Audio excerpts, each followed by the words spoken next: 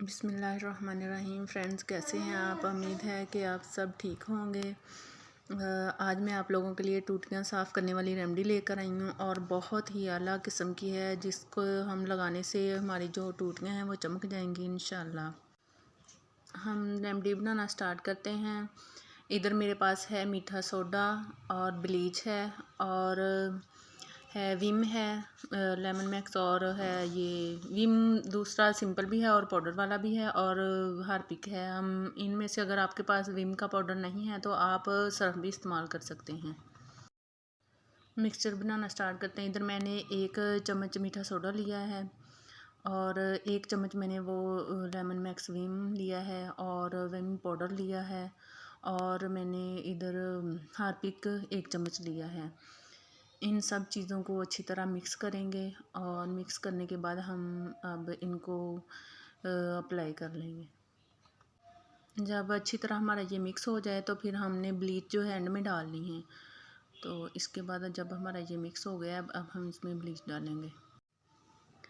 अब हम इसमें ब्लीच डालेंगे और ब्लीच डालने के बाद अच्छी तरह मिक्स कर लेंगे।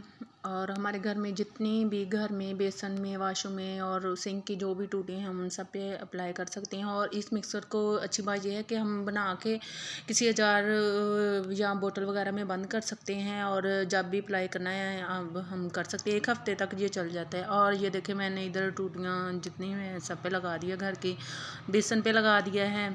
और बेसन थोड़ी देर, अगर आप जल्दी करना चाहते हैं तो 15 में लगाएं, थोड़ा अच्छा रिजल्ट चाहते हैं तो आधे घंटे के लिए लगा कर छोड़ दें और फिर इनको अच्छी तरह से साफ़ कर लें किसी स्पंज वगैरह की मदद से और ब्रश से अच्छी तरह हो सके। तो ये देखिए अब मेरे पास है किचन की ये टूटियाँ, इन पे भी मैं अप्लाई करी। ये टूटियाँ तकरीबन हमारे है 15 साल पुरानी हैं, जिनको जब भी हम इनको साफ़ करते हैं ऐसे ही करते हैं तो माशाल्लाह से अच्छी तरह ऐसे ही जब भी हमने इनको साफ़ करना होता है तो हम यही मिक्सर जो है इस्तेमाल करते हैं और इससे जो है अच्छी तरह से साफ़ हो जाती हैं। देखो अब मैंने इन पे अप्लाई कर दिया, आधा घंटा लगा के मैंने छोड़ दिया था और ये देखो जो भी इसके ऊपर मैल जमा थी वो सब ही उतर गई है। आपने जाली भी इस्तेमाल कर सकते हैं, जाली की मदद से, स्पंज की मदद से, और अच्छी तरह और अप्लाई साफ़ कर लें इनको। और साथ ही बेसन भी आप साफ़ कर सकते हैं। देखें अच्छी तरह मेरा जो,